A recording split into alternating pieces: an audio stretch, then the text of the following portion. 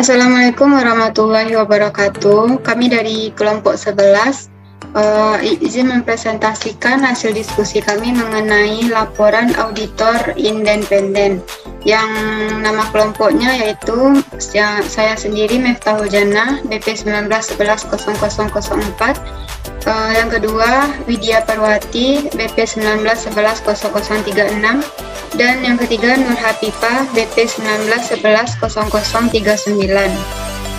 Untuk pembacaan pertama yaitu Nur Hafifah. Kepada Nur Hafifah dipersilahkan.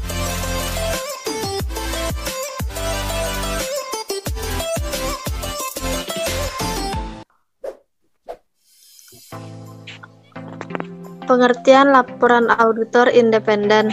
Laporan merupakan hal yang penting dalam penugasan audit dan ansuran karena mengomunikasikan temuan-temuan auditor. Secara umum, laporan auditor independen dapat didefinisikan sebagai laporan yang menyatakan pendapat auditor yang independen mengenai kelayakan atau ketepatan pernyataan klien bahwa laporan keuangannya disajikan secara wajar sesuai dengan prinsip-prinsip akuntan yang berlaku yang diterapkan secara konsisten.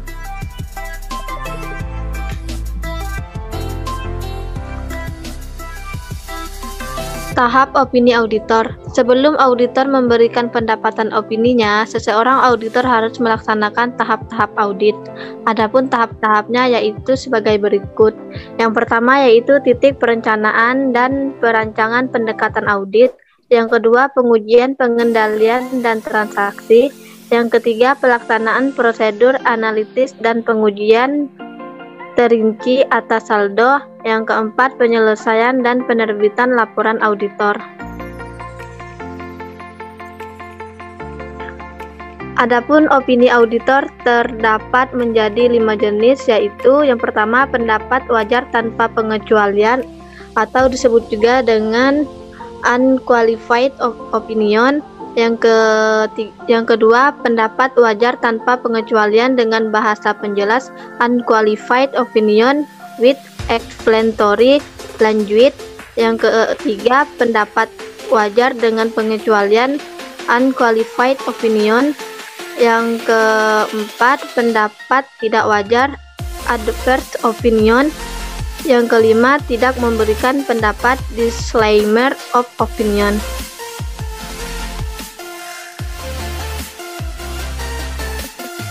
Pendapat wajar tanpa pengecualian. Dengan pendapat wajar tanpa pengecualian, auditor menyatakan bahwa laporan keuangan menyajikan secara wajar dalam semua hal yang material sesuai dengan prinsip akuntansi berterima umum di Indonesia. Laporan audit dengan pendapat wajar tanpa pengecualian diterbitkan oleh auditor jika kondisi berikut ini terpenuhi. Yang pertama yaitu semua laporan neraca, laporan laba rugi, laporan perubahan ekuitas, dan laporan arus kas terdapat dalam laporan keuangan. Yang kedua, dalam pelaksanaan perikatan, seluruh standar umum dapat dipenuhi oleh auditor. Yang ketiga, bukti cukup dapat dikumpulkan oleh auditor dan auditor telah melaksanakan perikatan sedemikian rupa sehingga memungkinkan untuk melaksanakan 3 standar pekerjaan lapangan.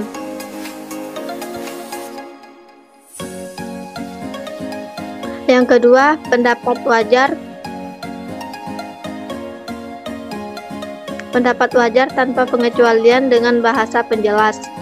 Suatu audit lengkap telah dilaksanakan dengan hasil memuaskan dan laporan keuangan telah disajikan secara wajar, tetapi auditor yakin bahwa penting atau wajib untuk memberi informasi tambahan. Paragraf penjelas dicantumkan setelah paragraf pendapat. Keadaan yang menjadi penyebab utama ditambahkannya suatu paragraf penjelas atau modifikasi kata-kata dalam laporan audit baku adalah yang pertama, ketidakkonsistenan penerapan prinsip akuntansi berterima umum.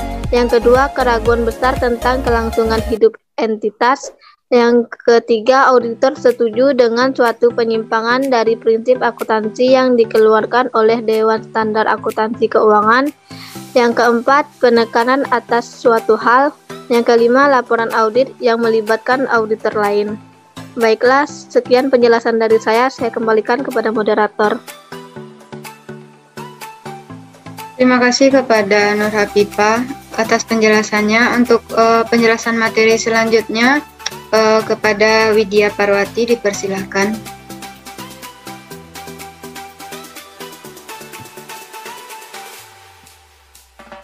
Baiklah, untuk materi selanjutnya yaitu pendapatan wajar dengan pengecualian atau qualified opinion. Pendapat wajar dengan pengecualian, auditor menyimpulkan bahwa keseluruhan laporan keuangan telah disajikan wajar, tetapi lingkup audit telah dibatasi secara material atau prinsip akuntansi yang berlaku tidak diikuti pada saat menyiapkan laporan keuangan. Yang keempat, pendapat tidak wajar, yaitu pendapat tidak wajar diberikan oleh auditor apabila laporan keuangan audit tidak menyajikan secara wajar laporan keuangan sesuai dengan prinsip akuntansi berterima umum.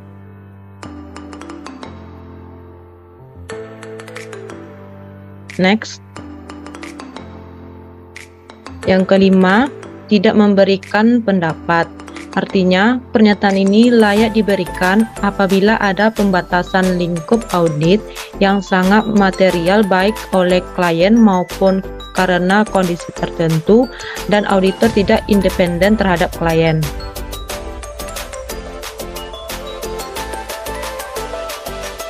Materi selanjutnya ada unsur-unsur laporan audit. Yang pertama ada judul, yaitu laporan auditor harus memiliki judul yang mengindikasikan secara jelas bahwa laporan tersebut adalah laporan auditor independen. Sebagai contohnya, dalam kutip laporan auditor independen. Yang kedua, pihak yang dituju atau penerima. Artinya, laporan auditor pada umumnya ditujukan kepada pemegang saham atau pihak yang bertanggung jawab atas tata kelola dari entitas. Yang ketiga, paragraf pembuka atau paragraf pendahuluan. Artinya, paragraf pendahuluan dalam laporan auditor harus yang pertama mengidentifikasi entitas pada laporan keuangannya diaudit.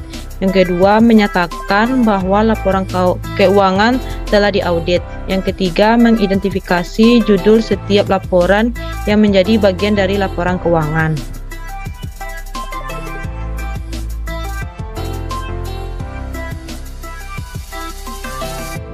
Yang keempat, tanggung jawab manajemen atas laporan keuangan. Artinya, bagian dari laporan auditor ini menjelaskan tanggung jawab dari pihak-pihak dalam organisasi yang bertanggung jawab atas penyusunan laporan keuangan. Laporan auditor tidak perlu merujuk secara khusus pada manajemen, tetapi harus menggunakan istilah yang tepat dalam konteks kerangka hukum dalam yurisdiksi tertentu. Dalam beberapa yurisdiksi pengacuan yang tepat dapat menggunakan pihak yang bertanggung jawab atas tata kelola. Yang kelima, tanggung jawab auditor.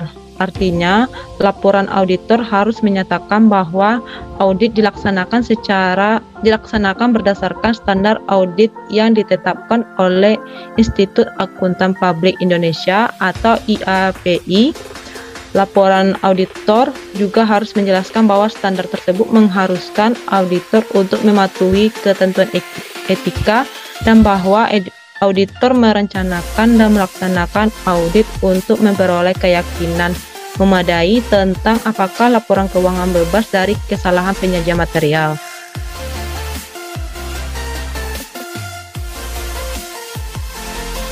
Yang keenam, paragraf opini.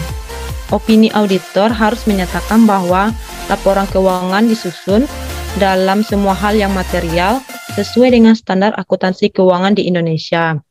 Jika rujukan pada kerangka laporan keuangan yang berlaku dalam opini auditor bukan pada standar akuntansi keuangan di Indonesia atau standar akuntansi pemerintahan, maka opini auditor harus mengidentifikasi yurisdiksi asal kerangka tersebut.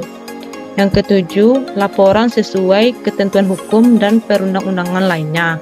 Artinya, jika auditor menyatakan tanggung jawab pelaporan lainnya dalam laporan auditor atas laporan keuangan selain berdasarkan SA, maka tanggung jawab pelaporan lain tersebut harus dinyatakan dalam suatu bagian terpisah dalam laporan auditor yang diberi judul pelaporan lain atas ketentuan hukum dan regulasi, atau judul lain yang dianggap tepat menurut isi bagian ini. Demikianlah penyampaian materi dari saya kembalikan ke moderator. Terima kasih kepada Widya Parwati. Untuk pembacaan selanjutnya yaitu saya sendiri mengenai lanjutan dari yang ke-8, yaitu tanda tangan auditor. Tanda tangan auditor dan tanggal laporan. Laporan auditor harus diberi tanggal tidak lebih awal daripada tanggal ketika auditor telah memperoleh bukti audit yang cukup dan dapat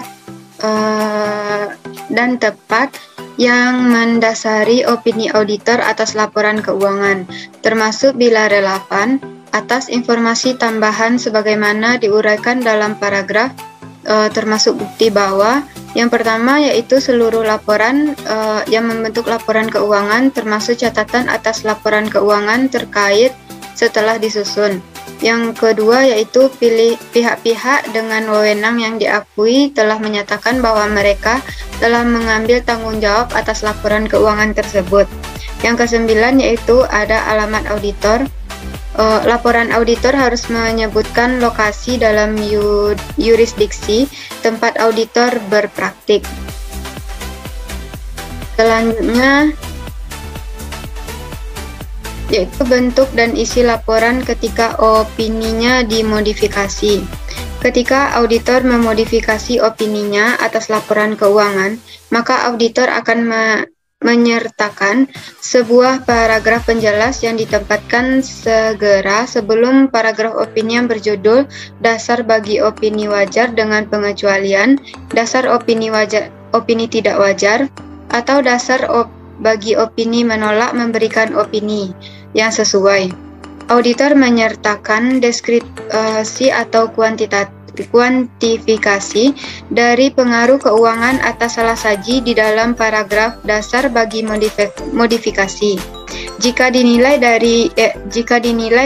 tidak praktis untuk mengukur pengaruh keuangan yang dimaksud, maka auditor harus menyatakan di dalam paragraf dasar bagi modifikasi.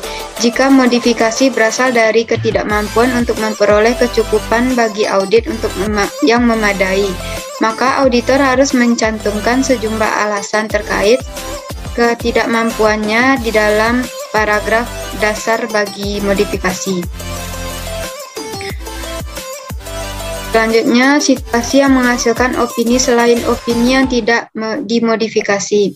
Berdasarkan ISA 700, terdapat dua situasi yang mengharuskan laporan auditor memuat opini selain dari opini yang tidak dimodifikasi, yaitu yang pertama, keterbatasan dalam ruang lingkup. Keterbatasan ini karena ketidakmampuan memperoleh kecukupan bukti audit yang memadai. Hal ini bisa terjadi karena dibatas oleh manajemen, sehingga dapat menghasilkan opini yang dimodifikasi atau opini menolak memberikan opini. Yang kedua yaitu pertimbangan auditor terkait pengaruh atau kemungkinan pengaruh yang sifatnya pervasif bagi berbagai hal yang dicantumkan di dalam laporan keuangan. Para auditor diwajibkan untuk mengkomunikasi temuan-temuan auditnya kepada manajemen dan dewan direksi perusahaan. Auditor harus mengkomunikasikan sejumlah permasalahan audit terkait kepentingan tata kelola yang muncul dari audit atas laporan keuangan dengan pihak-pihak yang bertanggung jawab atas kelola perusahaan. Pihak-pihak yang bertanggung jawab atas tata kelola perusahaan biasanya adalah dewan direksi atau dewan pengawasan atau komite audit.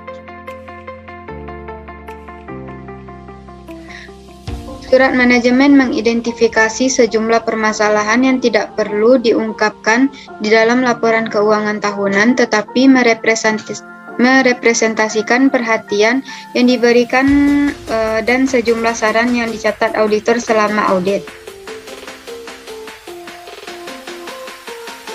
Surat manajemen merupakan surat auditor yang ditunjukkan bagi klien.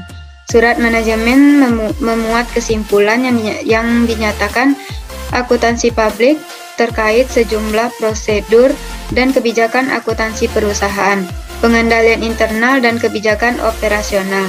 Evaluasi yang telah dilakukan dengan sistem yang ada saat ini menunjukkan sejumlah permasalahan, beberapa rekomendasi untuk perbaikan juga disebutkan, termasuk juga pembahasan di setiap permasalahan yang mungkin memerlukan tindakan perbaikan dengan segera.